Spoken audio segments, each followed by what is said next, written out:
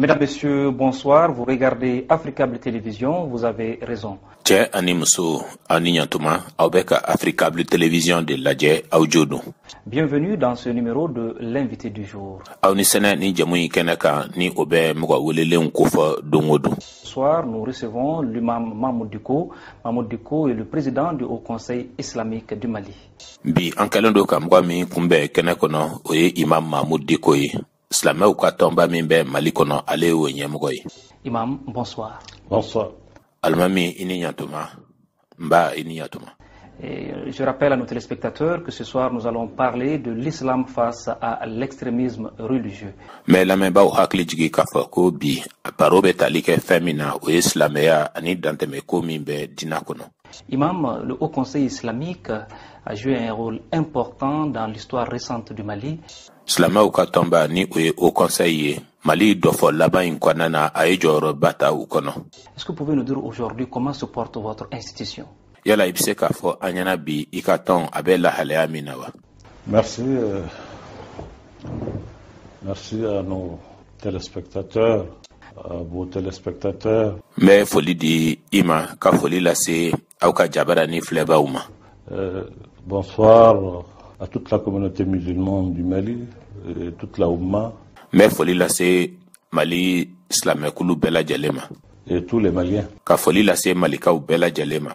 L'institution, le Haut Conseil se porte très bien. Ɲɛmayaso min ni o ye silamɛw ka tɔnba ye a bɛ hɛrɛ la a ka kɛnɛ kosɛbɛ. Se porte très bien. A ka kɛnɛ kosɛbɛ. C'est comme par le passé. Se porte très bien aujourd'hui, plus que hier. Plus que hier. N bɛ se k'a fɔ yɛrɛ k'a fɔ bi a bɛ a cogo la kosɛbɛ ka tɛmɛ don tɛmɛnenw kan. D'accord. Mahmoud, dites-nous aujourd'hui, qu'est-ce que vous entendez par extrémisme religieux? Mahmoud a fɔ an ɲɛna dantɛmɛko ye jumɛn de ye diinɛ kɔnɔ? Vous savez, nous vivons une période que le monde traverse aujourd'hui. I b'a dɔn an bɛ ka ɲɛnamaya wagati kɔnɔna na wagati min ni diɲɛ bɛ a dɔn bi. Où en réalité il y a l'extrémisme dans presque tous les domaines. Mɔgɔ bɛ se k'a fɔ yɛrɛ ko dantɛmɛko o bɛ bolofara bɛɛ lajɛlen na. Qu'il soit manifesté aujourd'hui par la religion. Bi a ka ye diinɛ sababu la. Tout simplement parce que la religion devient de plus en plus le refuge pour tout le monde qui sont déçus aujourd'hui par tout le système de cette gouvernance mondiale. Ka sababu kɛ dɔrɔn bi diinɛ ale kɛlen don dogoyɔrɔ de ye. Mɔgɔw olu bolo mɔgɔ fɛn fɛn de bɛ yen ni olu fari fagara ka sababu kɛ mara kɛcogo ye. Mara kɛcogo min ni o bɛ diɲɛ yɛrɛ kofɔ. Et dans ça, tous les opprimés, tous les gens qui n'arrivent pas à s'exprimer. O kɔnɔna na mɔgɔ fɛn fɛn de bɛ yen ni fanga digilen don olu kan minnu dɛsɛlen bɛ ka kuma da sɔrɔ. De par le monde, généralement, trouve refuge dans la religion. Diɲɛ kuru kara bɛɛ lajɛlen na o mɔgɔ ninnu olu bɛ dogoyɔrɔ min sɔrɔ o ye diinɛ kɔnɔna ye. Et dans ça, on peut trouver toutes sortes de personnes. Ce n'est pas la religion qui est extrémiste, mais c'est les hommes. Wa o de kɔnɔna na an bɛ se ka mɔgɔ sugu bɛɛ lajɛlen sɔrɔ o kɔnɔ. Diinɛ o tɛ dantɛmɛko kɛ nka adamadenw de bɛ dantɛmɛko kɛ. Et ils rentrent dans la religion avec leur extrémisme. Wa u bɛ don diinɛ na ni u ka dantɛmɛkow de ye. Il faut certainement faire la définition et faire la part des choses entre des extrémistes dans la religion et l'extrémisme religieux. Voilà, fo kow ka woloma k'u bɔ ɲɔgɔn na ka u kɔrɔw fɔ ka bɔ ɲɔgɔn na. Zanko mɔgɔ minnu ni olu ye dantɛmɛmɔgɔw ye n'olu bɛ diinɛ kɔnɔ ani diinɛ ka dantɛmɛko. Il n'y a pas d'extrémisme dans la religion. Diinɛ ko la dantɛmɛko tɛ u kɔnɔ. Mais il y a des extrémistes effectivement dans la religion. Dans la religion. Nka tiɲɛ don dantɛmɛmɔgɔ dɔw bɛ yen olu bɛ diinɛ kɔnɔ. Parce que bien, imam, on parle d'actualité au Sénégal. An bɛ kuma kunnafoniw tagacogo la Sénégal jamana kan. Un imam a été condamné il y a quelques jours. On l'accusait de faire l'apologie du terrorisme. Alimami dɔ bɛ yen kiiri tigilamɔgɔw ye o ɲangi a bɛ tile dama dama bɔ bi. O tun bɛ k'a jalaki k'a fɔ ko a ye dantɛmɛko goniyakow ka o senkɔrɔma tintin ka o ko banban. Monsieur Imam disait ceci, je cite. O alimami tun bɛ ka kuma min fɔ o filɛ nin ye n bɛ segin a ka kuma kan. Il dit qu'un militaire qui va combattre en terre musulmane est un mécréant. A ko sɔrasi min ni o bɛ taa kɛlɛ kɛ silamɛ dugukolo kan k'o ye kafiri de ye. Et celui qui combat sous un autre étendard que l'islam ira en enfer. Ani ko mɔgɔ min bɛ kɛlɛ kɛ hakilinaw ba wɛrɛ o kan min tɛ silamɛya ye ko tigi bɛ taa jahanɛmɛ kɔnɔ. Comment analysez-vous ces propos de cet imam Kone? Ni alimami ka kuma e yɛrɛ bɛ faamuyali jumɛn de sɔrɔ a la? Écoutez, ces propos n'engagent que leur auteur. A filɛ dɛ, ni kuma min fɔlen filɛ nin ye, mɔgɔ min y'a fɔ, o de kunko don, o de ka ko don. Les contextes dans lesquels il a dit ces propos sont des contextes qui sont différents du contexte malien. A ye nin kuma ninnu fɔ hukumu min kɔnɔna na, o hukumu ninnu olu ni Mali ta tɛ kelen ye. Et la personnalité de celui qui a parlé est différente de Mahmoud Dicko. Ani maa min bɛ yen ni nin kuma in bɔra o da, o ni Mahmoud Dicko tɛ kelen ye. Je me réserve vraiment de commenter les propos de quelqu'un. N bɛ n yɛrɛ minɛ mɔgɔ wɛrɛ ka kuma o ɲɛfɔli la, walima hakilina dili la o kan. Je ne sais pas sur quelle base la justice sénégalaise l'a jugé. N t'a dɔn Sénégal jamana kiiri tigilamɔgɔw sinsinna fɛn min kan ka kiiri tigɛ a kan. Il est difficile pour moi de donner une opinion par rapport à ça. A ka gɛlɛn ne ma n ka n hakilina t'a fɔ ka ɲɛsin o ma. D'accord. Mahmoud Dicko, revenons au Mali. Ayiwa, Mahmoud Dicko, an ka segin ka na Mali jamana kan. À un moment donné, quand il y a eu les attentats de Radisson Blu, vous avez tenu les propos suivants, je cite. Tuma min na ni binganiwalew taara ka ɲɛsin Radisson Blu ma, I ye kuma dɔw fɔ, n bɛ segin o kumaw kan. Ces gens nous ont été envoyés par Dieu à cause de nos comportements, car tout le monde sait aujourd'hui ce qui se passe chez nous. Il y a actuellement dans notre pays des attaques de lufti, gays, lesbiennes. Ni mɔgɔ ninnu cira an ma ka bɔ Ala yɔrɔ ka d'a kan bɛɛ lajɛlen bɛ an jogo dɔn ani fɛn minnu bɛ senna an ka jamana kan. An bɛ don min na I n'a fɔ bi luti ka mɔgɔw olu bɛ an ka jamana kan. Cɛw ni cɛw ka ɲɔgɔn ɲini, musow ni musow ka ɲɔgɔn ɲini, an n'o bɔ ɲɔgɔn kow. Des bars, et ce qui s'est passé n'est qu'une infime partie de ce qui doit nous arriver, et le plus dur est à venir. Gulɔ min yɔrɔw olu bɛ yen wa fɛn min sera an ma o ye fɛn fitinin de ye ko nataw la. Wa fɛn min ka gɛlɛn ni ko bɛɛ lajɛlen ye o natɔ don. Et quand vous avez tenu ces propos-là, le procureur à l'époque, Daniel Tessougui, a qualifié ces propos-là d'apologie du terrorisme. Tuma min na ni I ye nin kuma ninnu fɔ a wagati la foroba kitisɛntigi min tun bɛ yen ni o ye Daniel Tessougui ye a ye a jira ko I bɛ ka dantɛmɛwale senkɔrɔma tintin, I bɛ ka goniya senkɔrɔma tintin. Est-ce que avec le recul vous avez eu le sentiment d'être incompris? Yala kɔtɔrɔma bɔli min kɛlen filɛ nin ye o senfɛ a nana I kɔnɔ k'a fɔ ko mɔgɔw m'i faamuya wa? Bon, certainement, je pense jusqu'aujourd'hui que je n'ai pas été compris. Nga sɛbɛ la n bɛ miiri ko ma faamuya mɔgɔw fɛ. Par celui qui a dit ça, je le respecte beaucoup. C'est un juge très respectueux de notre pays, avec lequel j'avais de très bonnes relations. Kɛrɛnkɛrɛnnenya na mɔgɔ min yɛrɛ n'an bɛ a bonya kosɛbɛ, mɔgɔ min ye nin kuma fɔ n b'o bonya kosɛbɛ. Kiiritigɛla de don min bonyanen bɛ kosɛbɛ an ka jamana kan. O kiiritigɛla min o ni ne ni ɲɔgɔn cɛ jɛɲɔgɔnya ɲuman tun b'an cɛ. Personnellement, on n'a pas eu à discuter ou à échanger par rapport à ces propos. Nga ne yɛrɛ kun ni ale an kɔni ma deli ka jɛ ka kuma nin ko ninnu kun kan, nin kuma ninnu kun kan. Il ne m'a jamais interpellé pour me dire, Imam, ce que vous avez dit en matière de droit, ça, c'est telle ou telle position. Il m'a pas dit. Ama welekan lase ma abada k'a fɔ an ɲɛna ko alimami I ye kuma min fɔ sariya ko ni kiiri ko nasira fɛ a bɛ tan wa a m'o fɔ an ɲɛna. C'est un juge, il est indépendant, il est libre vraiment de qualifier les choses et les juger telles qu'il le pense. Kiiritigɛla de don min ni a kanabilalen don wa a kanabilalen don ka kow ye cogo min na a bɛ se fɛnɛ ka a fɔ o fɔcogo la. Je ne peux pas m'interférer dans ça et je respecte vraiment l'opinion des juges. N t'a fɛ ka n sen don o ko la wa kiiritigɛla bɛ fɛn minnu ni fɛn minnu fɔ n bɛ o bonya kosɛbɛ. Leur opinion par rapport à ces choses-là. Mais je parlais en tant que religieux. Ani ŋaniya min bɛ u la ka ɲɛsin nin ko ninnu ma nka ne kɔni kumana k'a sɔrɔ n ye diinɛ ɲɛmɔgɔ de ye. Je ne peux pas parler autrement que religieux parce que c'est ce que je suis. Wa n tɛ se ka kuma cogo wɛrɛ fɛnɛ na ne diinɛ ɲɛmɔgɔya tɛ kama sɔrɔ n ye o de ye. Est-ce que vous pouvez expliquer aux Maliens, c'est-à-dire ce que vous voulez dire à l'époque quand vous aviez dit cette expression? Yala e bɛ se ka ɲɛfɔli kɛ malikaw olu ye tuma min na n'i ye I da don nin kuma ninnu na ka ɲɛfɔli kɛ wa? Bon, en réalité, vous avez vous-même parlé, certainement, vous avez qualifié ce propos-là, vous avez affirmé des choses que moi je n'ai pas dit exactement comme ça.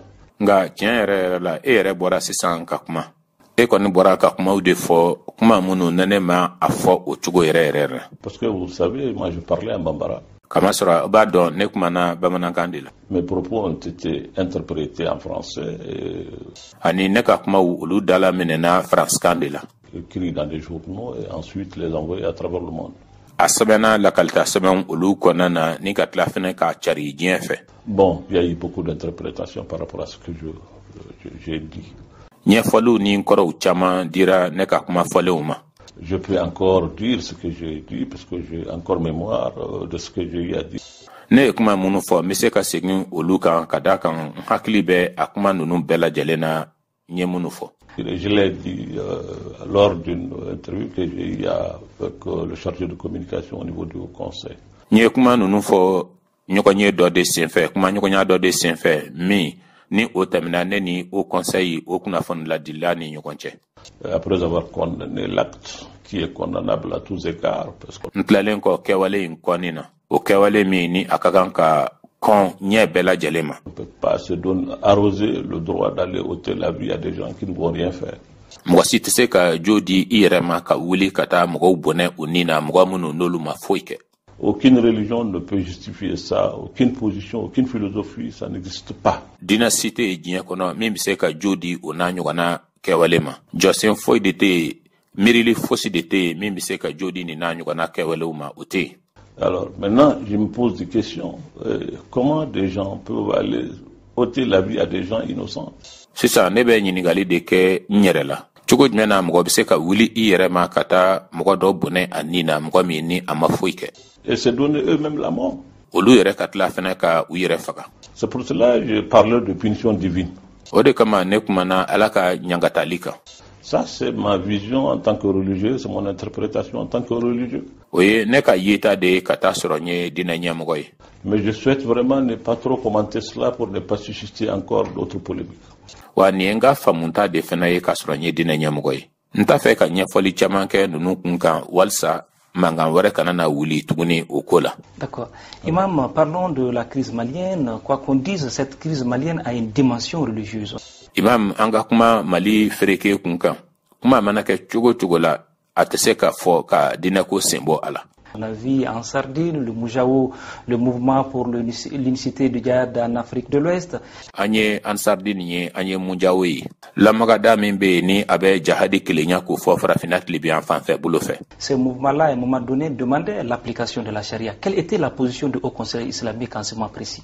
O lamagada min filɛ o ye wagati kɛra la ale y'a ɲini ko ka silamɛya sariya sigi sen kan. O wagati kɔnɔna na silamɛw ka tɔnba hakilinan jumɛn de tun bɛ a la, jɔsen jumɛn de tun b'a bolo? Nous avons donné une position très claire, sans ambiguïté aucune.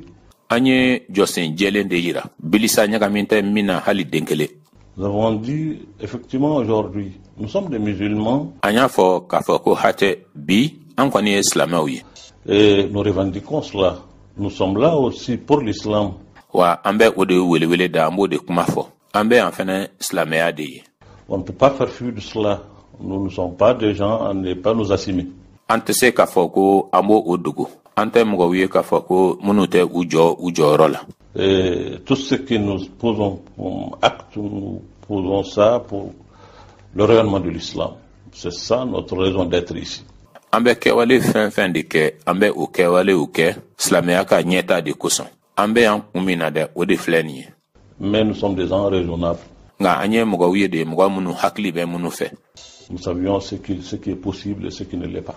An b'a dɔn fɛn min bɛ se ka kɛ ani fɛn min tɛ se ka kɛ. Aujourd'hui, nous pensons réellement que nous sommes dans un moment où vouloir imposer au peuple souverain du Mali une vision qu'il n'a pas choisie lui-même est une erreur. Bi an b'a miiri k'a fɔ sɛbɛ la an bɛ wagati kɔnɔna na k'a ɲini k'a fɔ ko Mali jamana kɔnɔden minnu ka yɛrɛkuntigiya bɛ u bolo k'a ɲini ka fɛn cogo olu kunna jagoya la ka hakilinaw sigi o kan hakilina min ni a ma a ɲɛna tɔmɔ n'o ma k'a diya ɲɛ fɛn ye an bɛ se k'a fɔ o ye fili ye. C'est ça notre position. Nin ye an ka jɔsen de ye. Le peuple souverain du Mali a choisi d'être gouverné de cette façon républicaine, démocratique, laïque. Ben, il faut respecter son choix. Mali jamana kɔnɔden minnu ka yɛrɛkuntigiya bɛ u bolo olu ye a ɲɛna tɔmɔ k'a fɔ ko u ka mara nin cogoya in de la cogoya min ni o bɛ bɛɛ ka fanga kofɔ diinɛ bɛɛ lajɛlen bɛnnin kɔnɔna na. O la jamana kɔnɔdenw ye o sugantili min kɛ o ka kan ka labonya. Si demain ça doit changer, ce n'est pas des gens qui doivent prendre des kalachnikovs pour venir d'ailleurs et venir nous imposer ça. C'est le peuple souverain du Mali qui doit choisir de la manière dont il doit être gouverné.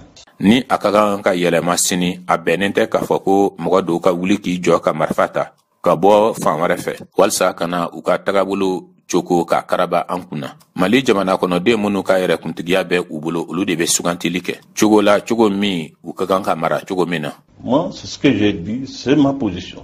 Ne o de fɔ wa o de ye ne ka jɔse ye. Si demain le peuple souverain du Mali demande à être gouverné par la religion musulmane, par la charia, mais son choix doit être respecté. Sini n'a kɛra k'a fɔ ko Mali jamana kɔnɔden minnu ka yɛrɛ kuntigiya bɛ u bolo ni olu y'a ɲini k'a fɔ ko silamɛya sariya de ka u mara nka o la kɔni o ɲɛnatɔmɔni o ka kan ka labato o ka kan ka labonya. C'est tout, c'est ce que j'ai dit et ça je le maintiens. A banna n y'o de fɔ wa n b'o de fɛnɛ kan. D'accord. Est-ce que vous avez pris langue à l'époque avec ces gens-là dans le cadre d'une médiation pour leur faire comprendre voici aujourd'hui notre position? Yala kumaɲɔgɔnya tɛmɛna aw ni mɔgɔ ninnu ni ɲɔgɔn cɛ walisa k'a jira u la k'a fɔ ko an ka jɔsen filɛ nin ye wa? Mais écoutez, nous avons ici réuni tous les éléments du Mali ici dans un atelier pour produire un document. A filɛ an ye fɛn de kan ka da don ni kuma in na Mali la an y'u bɛɛ fara ɲɔgɔn kan. O kɛra foroba baro dɔ o senfɛ o foroba baro min senfɛ an ye gafe dɔ labɔ an ye sɛbɛnfura dɔ labɔ. Que nous avons même traduit en français et que nous avons eu à donner à toutes les chancelleries qui sont là ici à Bamako. An ye o gafe min yɛrɛ dalaminɛ faransikan na wa an y'o di dunan lasigidenso fɛn bɛɛ Bamako yan an y'a di u bɛɛ kelen kelenna ma. Pour leur donner la position du Haut Conseil. Walsa jɔse min bɛ Haut Conseil bolo ka o di u ma o jira u la. Notre conception de ce que c'est la guerre sainte. An ka faamuta ye min ye ka ɲɛsin kɛlɛ senuman ma. Et dans quelle mesure on doit qualifier une guerre d'une guerre sainte? Ani cogo jumɛn na kɛlɛ bɛ se ka wele ko kɛlɛ senuman? Nous avons donné cela à travers vraiment notre compréhension et notre lecture de l'islam. Nous l'avons fait. An ye o de jira ka kɛɲɛ ni an ka faamuta ni an ka yeta ye silamɛya kun kan an y'o kɛ. Certainement ça n'a pas eu grand écho, mais en réalité nous l'avons fait. A bɛ se ka kɛ de k'a fɔ ko a kuma ma taa yɔrɔ jan na n'o tɛ an y'a kɛ. Pour prendre langue avec tout le monde, pour te dire ce n'est pas un secret pour personne, tout le monde a su que moi j'ai quitté ici pour aller jusqu'à Gao. Walsa ka bɛɛ lajɛlen kuma ɲɔgɔnya k'a jira i la dɔrɔn k'a fɔ ko u tɛ gundo ye mɔgɔ si ma bɛɛ lajɛlen bɔra kalama k'a fɔ ko ne bɔra yan ka taa Gao. À l'époque où le nord était occupé. O kɛra wagati min kɔnɔna na jamana kɔkɔduguyan fanfɛ bolo tun minɛlen don. Effectivement, je suis allé, mais ce que les gens ne savent pas, c'est que je ne suis pas parti de moi-même. Tiɲɛ don hakika la ne taara nka mɔgɔw tɛ fɛn min kalama nka ne ma taa n yɛrɛ ma ten. Je suis parti suite à une demande qui m'a été faite par un comité de crise. Ne taara ka kɛɲɛ ni laɲini dɔ de wa o laɲini o nana kɛ ne fɛ kulu dɔ de fɛ kulu min ni o bɛ kow fereke bɔli kofɔ.